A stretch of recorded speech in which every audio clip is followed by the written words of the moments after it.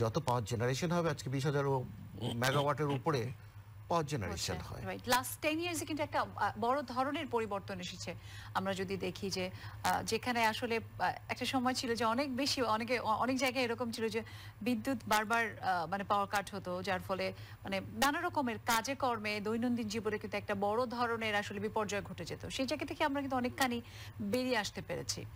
আমাদের স্বাধীনতা হয়েছে ধরেন 44-45 বছর।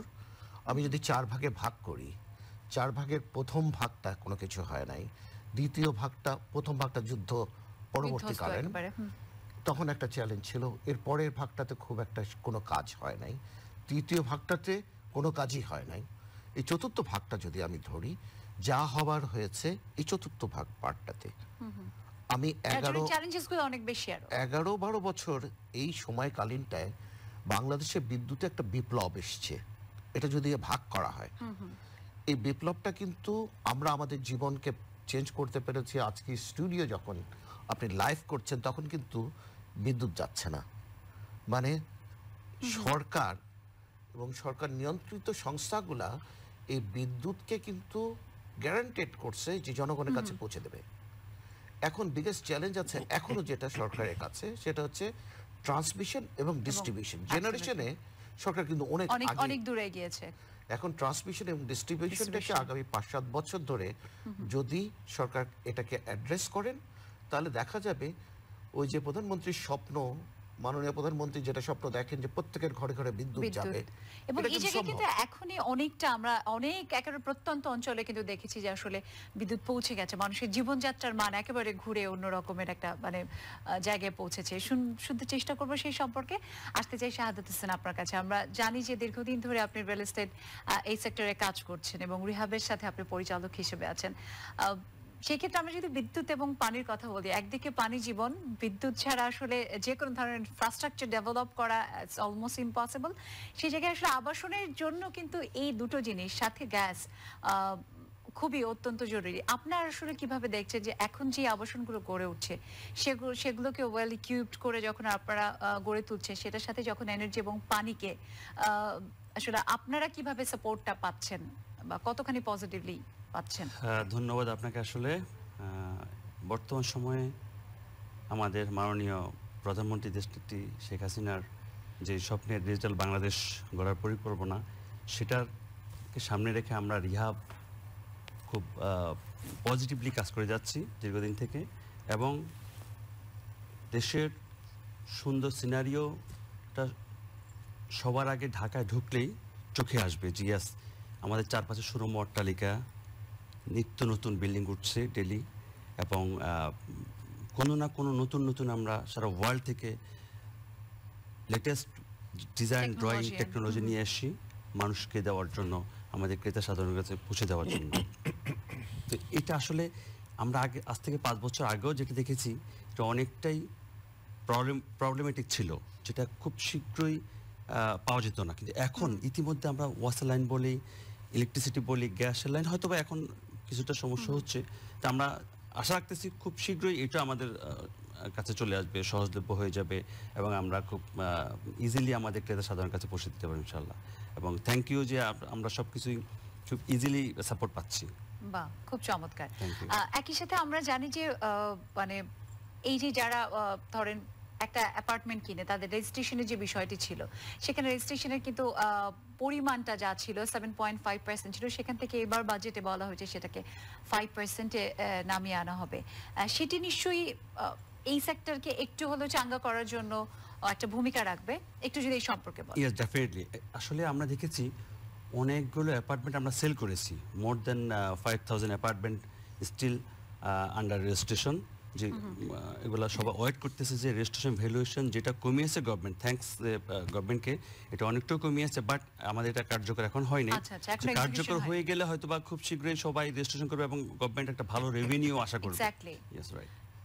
আমরা ফিরবো আবার আপনার কাছে, আবার আসতে চাই ইঞ্জিনিয়ার তাকসিম খান আপনার কাছে। আমরা যেটা বলছিলাম যে আসলে ডিস্ট্রিবিউশনের ব্যাপারটাই অনেক সময় দেখা যায় যে খরার সময়টা বিশেষ করে ঢাকার সব অঞ্চলের সমানভাবে পানির যে চাহিদা সেই তুলনায় পানি অপ্রতুল থাকে, এবং পিউরিফিকেশনের জন্য বিশ্বে অন্যান্য দেশগুলোতে যে উন্নত টেকনোলজি আমরা যদি বলি যে খুব মানে আপগ্রেডেড টেকনোলজি ব্যবহার করা হচ্ছে সেই জায়গায় আমরা আসলে পৌঁছতে পারছি না।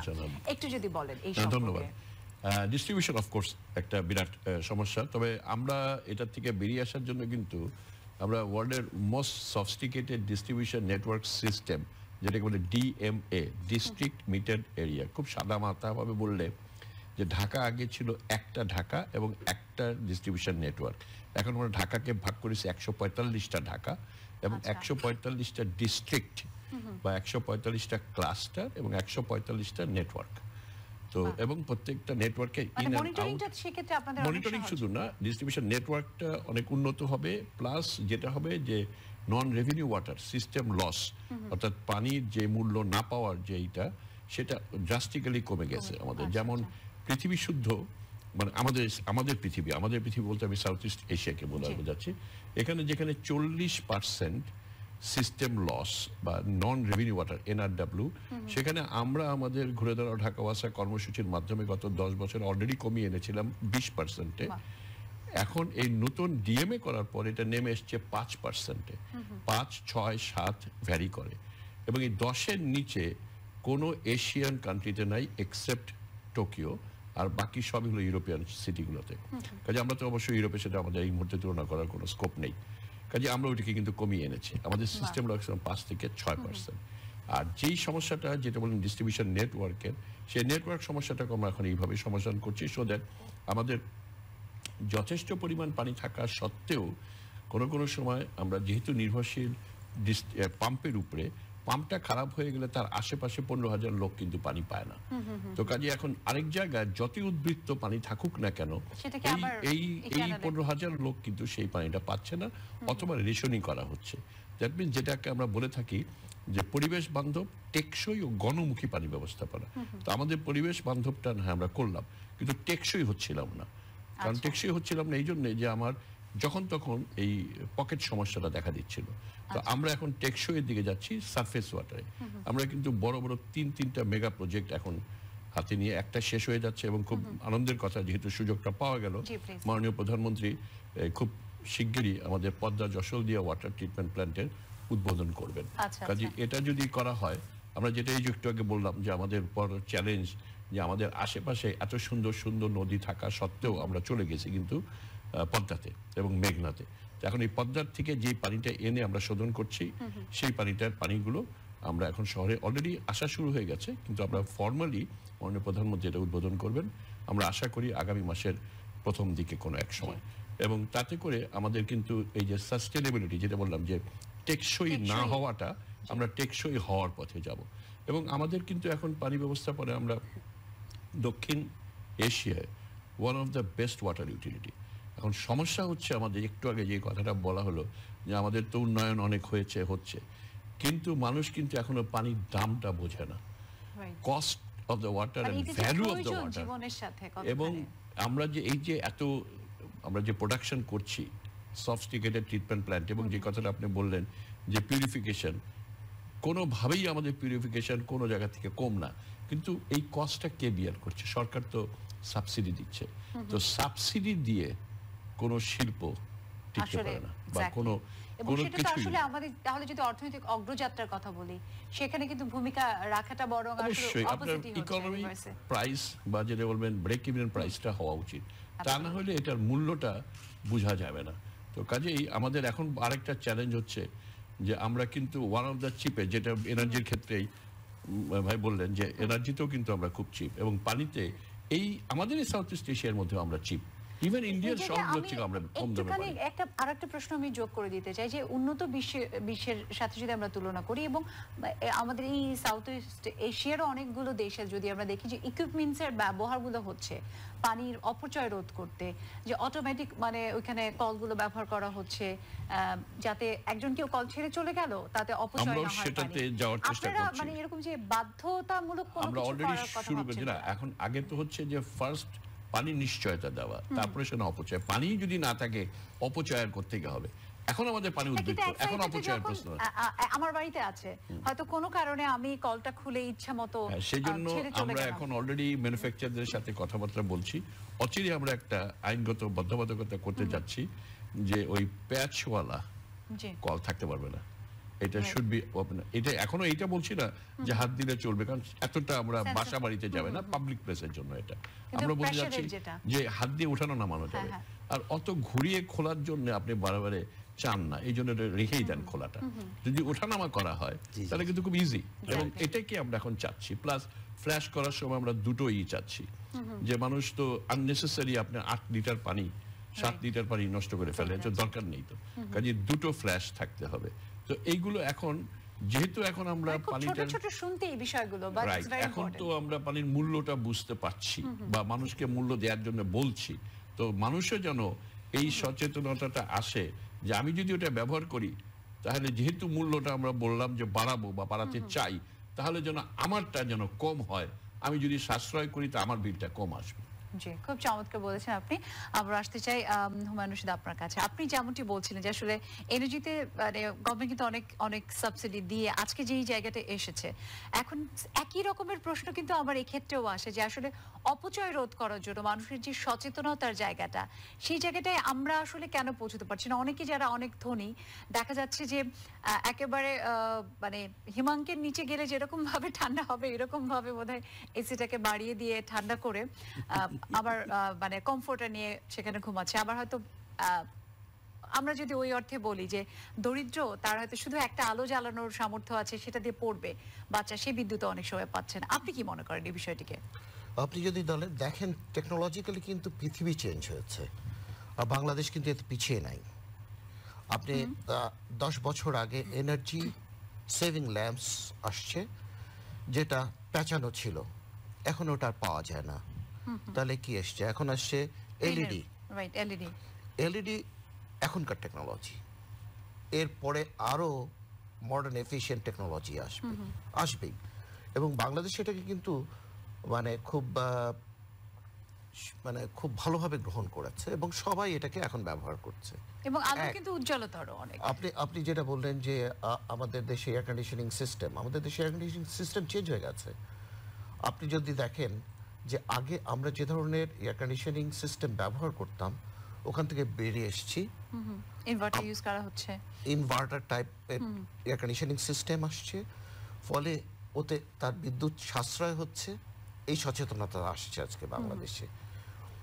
এর জন্য কিন্তু বাংলাদেশে শুধু এই জায়গাটাতে না, আপনি যদি অন্যান্য জায়গায় যেখানে ম্যাক্সিমাম পাওয়ার কনজিউম করে আপনি যদি দেখেন, সেটা হচ্ছে যে স্টিল মিল, টেক্সটাইল মিল, এইসব জায়গায় কিন্তু এনার্জি এফিশিয়েন্ট, এবং এই প্রত্যেকটা জায়গায় আপনার এনার্জি এফিশিয়েন্ট মোটর ইউজ করা হচ্ছে। আচ্ছা, এই সচেতনতা কিন্তু মানুষের ভিতর এখন চলে আসছে।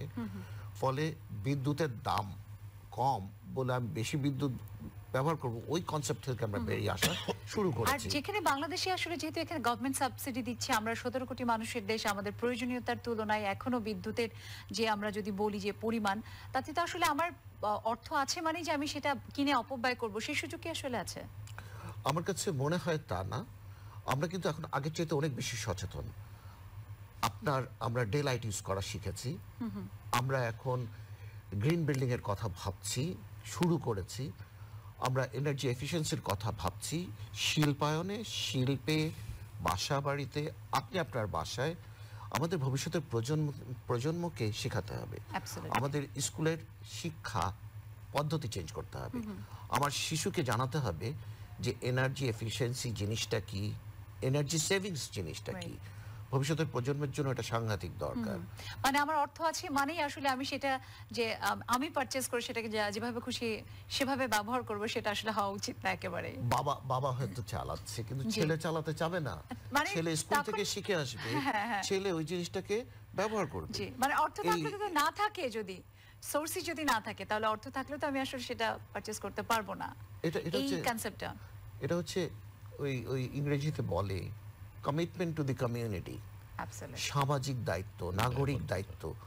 এই শিক্ষার ভিতরে এই জিনিসগুলো আসতে হবে। আসলে কিন্তু আমাদের দেশে ভবিষ্যৎ প্রজন্ম, তাদের জন্য যে জ্বালানি এবং বিদ্যুতের যে নিরাপত্তা অনেক বেশি এনশিওরড হবে।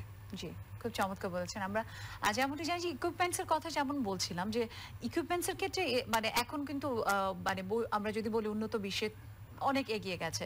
বাংলাদেশেও কিন্তু এই প্রজন্মের আমরা দেখেছি যে দু একজন খুব মানে এরকম অ্যাপ তৈরি করেছে যে সেটা মানে যে কোনো প্রান্ত থেকে বসে ইলেকট্রনিক ডিভাইসগুলোকে নিয়ন্ত্রণ করা যাবে। সেক্ষেত্রে এনার্জি প্যাক আসলে কিভাবে ভাবছে, যেহেতু আপনারা সবসময় নতুন নতুন আপডেট টেকনোলজি নিয়ে কাজ করার চেষ্টা করেন? আমরা বলি, এবং আমি equipments তৈরি করেন আমি আপনারা। ব্যক্তিগতভাবে বলি যে আমরা টেকনোলজিক্যালি এখনো অনেক পিছনে আছি। আমাদের এখন আরো মানে টেকনোলজিক্যালি অ্যাডভান্সড হওয়ার কথা ছিল। পৃথিবী আগায়নি, পৃথিবী পিছিয়ে আছে। তাহলে পৃথিবী কোথায় যাবে? আমাদের যে মানে আর্টিফিশিয়াল ইন্টেলিজেন্স যেটা বলে, এই জিনিসটাতে আমাদেরকে ফোকাস করতে হবে। আমাদেরকে এই বিল্ডিং ম্যানেজমেন্ট সিস্টেমকে অ্যাডপ্ট করতে হবে।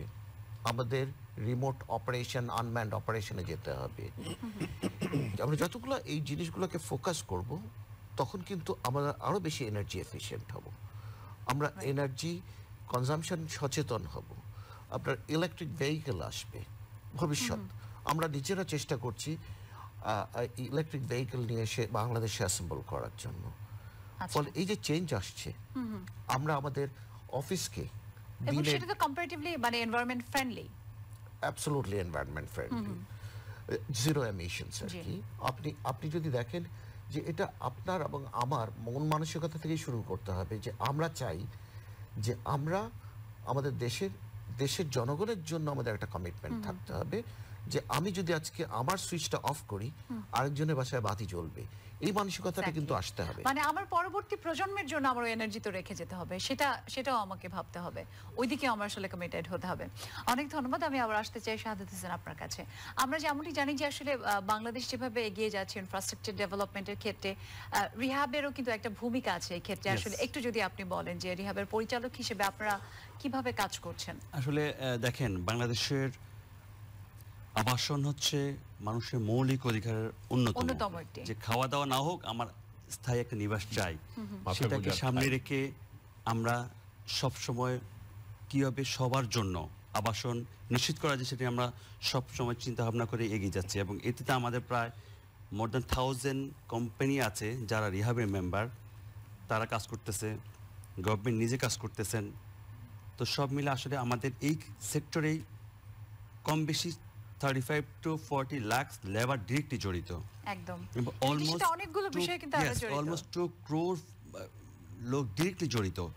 35 লেবার মিন্স 35 ফ্যামিলিজ। এক্স্যাক্টলি। এবং আমরা জিডিপির on an average 15 to 16% directly আমরা ইনভলভমেন্ট। আমাদের লিঙ্কেজ শেয়ারগুলো শুরু করে ইন্ডাস্ট্রিগুলো আছে যারা লিঙ্কেজ মোর দ্যান 200+ ইন্ডাস্ট্রি আছে। রড, সিমেন্ট, নানা রকমের যে সব আরো ইকুইপমেন্টস। It's huge. অ্যাকচুয়ালি আপনি দেখেন, ওনার পানি প্রোডাকশন করে কারা নিবে? আমরা রিয়েল এস্টেট যদি চাঙ্গা না করি, who will use this water, who will use this electricity? This is the main theme, যে আমাদের রিয়েল এস্টেট সেক্টরটাকে সবচেয়ে বেশি ফোকাসে আনতে হবে। ইয়েস, আমরা পাচ্ছি যতটুকু, আমরা আশা করছি আরো বেশি। আসলে গভর্নমেন্টের আমরা যদি বলি নজর, মানে যতখানি আসলে নজর দেওয়ার দরকার, আপনার রিহাবের আপনি একজন পরিচালক হিসেবে কি মনে করেন যে আসলে কি সেই জায়গায় আছে এমফাসিসটা গভর্নমেন্টের? ইয়েস, গভর্নমেন্ট এবারে বাজেটে এই গভর্নমেন্ট যতটুকু কনসেন্ট্রেট করা উচিত, আমার মনে হচ্ছে আর একটু বেশি করা উচিত। কি জন্য? হ্যাঁ, ছিল আজ থেকে 2 বছর আগে রেট অফ ইন্টারেস্ট ছিল 15 থেকে 16%, সেটা গভর্নমেন্ট এখন সিঙ্গেল ডিজিট নিয়ে আসছে। আমরা আশা করব অদূর ভবিষ্যতে এটা আরো কমে আসবে। মানুষের একটা মৌলিক জিনিস, এটা সবার পাওয়া উচিত, সবার অধিকার আছে। একটা মানুষের স্বপ্ন সারা জীবনের একটা অ্যাপার্টমেন্ট। সো আমরা এটাকে সামনে রেখে অ্যাপার্টমেন্টের কথা যেহেতু বললেন, যে ঢাকা শহরে এখন তো আসলে বলাই হচ্ছে, উৎসাহিত করা হচ্ছে বহুতল ভবন গড়ে তুলতে, এবং ঢাকা শহরে আসলে এখন যে মানুষ যে পরিমাণ, তাতে আসলে বাসযোগ্য করে সুন্দরভাবে গড়ে তোলাটা অনেক বেশি চ্যালেঞ্জ।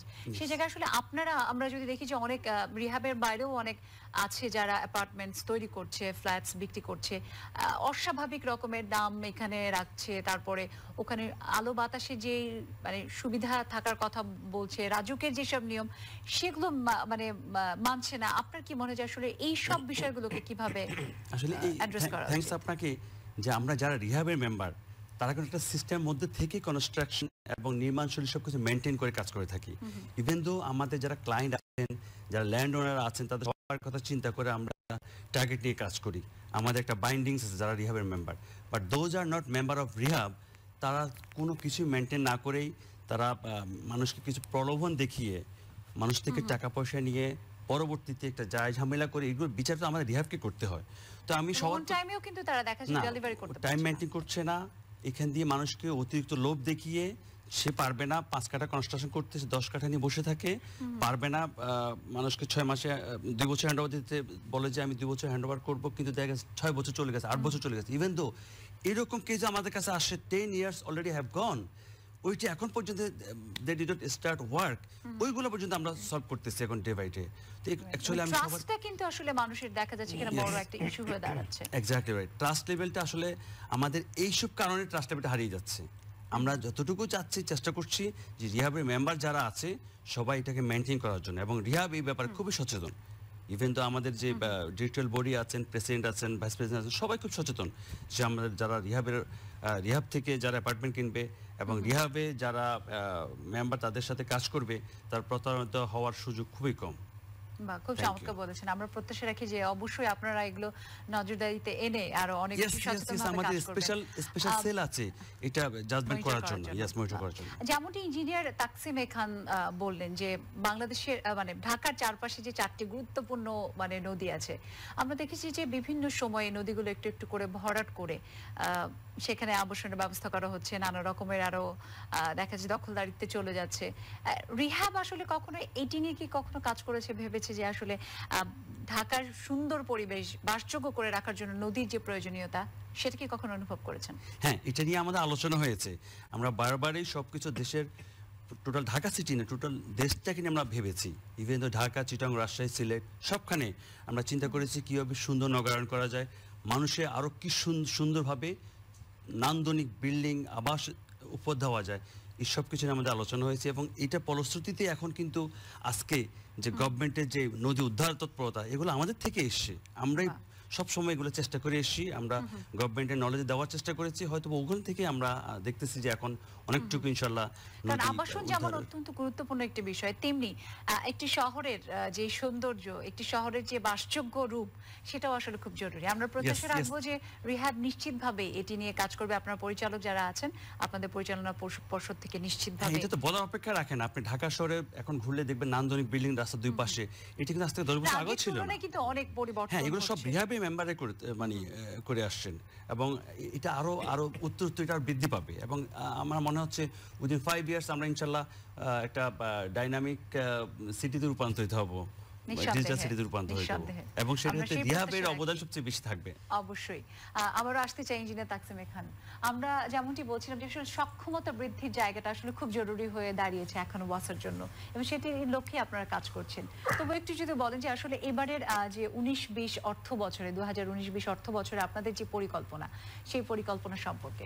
আসলে সক্ষমতা বৃদ্ধিটা খুবই প্রয়োজনীয়তা ফ্রম দ্য ভেরি বিগিনিং, এবং সেই সক্ষমতাটা শুধু এইটা না, আমরা বলি 3 রকমের। এক হচ্ছে আপনার পরিচালনায় অর্থাৎ ম্যানেজারিয়াল ক্যাপাসিটি, 2 হচ্ছে ইঞ্জিনিয়ারিং বা টেকনিক্যাল ক্যাপাসিটি, এবং 3 হচ্ছে ফাইন্যান্সিয়াল ম্যানেজমেন্ট ক্যাপাসিটি।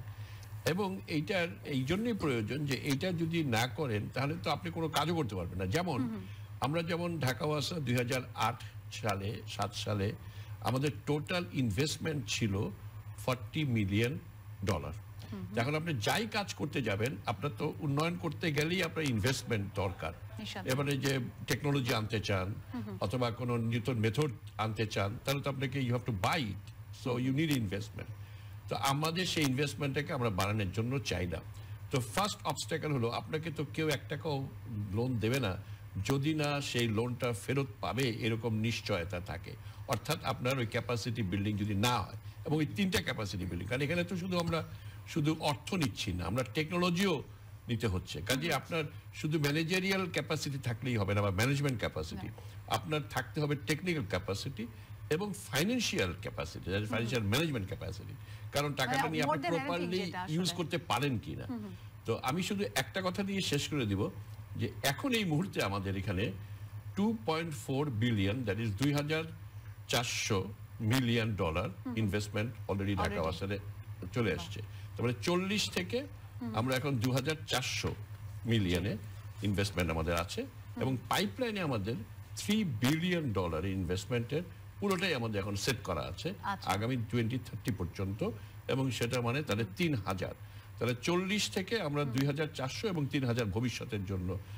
এখন এটাই আমার একটাই অঙ্ক দিয়ে বললাম যে এটা করতে হলে ওই 3টা ক্যাপাসিটি কিন্তু বিল্ড করতে হয়েছে। Absolutely. এবং ফার্স্ট 2 ইয়ার্স আমাদের ফ্রম 2009 আমরা মেইনলি ইনভেস্ট করেছি নিজেদেরকে ক্যাপাসিটি বিল্ডিং এ।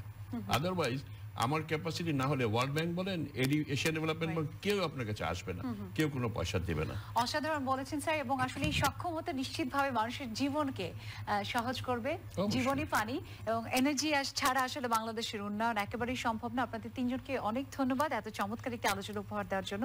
আমরা প্রত্যাশা রাখি যে আপনাদের মতো মেধাবী মানুষরা আছে, বাংলাদেশ এভাবে এগিয়ে যাচ্ছে, আপনাদের নিয়েই বাংলাদেশ এগিয়ে যাবে। আমার অনেক ধন্যবাদ আর কৃতজ্ঞতা শিল্পলোকে এসে সময় দেওয়ার জন্য। সুপ্রিয় দর্শক, এই ছিল আমাদের আজকের শিল্পলোকের আয়োজন। নিশ্চয়ই ভালো লেগেছে। আগামী পর্বে আবারও হাজির হয়ে যাব নতুন অতিথিদের সঙ্গে নিয়ে। সেই পর্যন্ত আপনারা সবাই ভালো থাকবেন, সুস্থ সুন্দর থাকবেন, আর বাংলাদেশকে উন্নয়নের এই মহাসড়কে এগিয়ে নিতে সচেতন থাকবেন, কাজ করবেন। আবার অনেক ধন্যবাদ।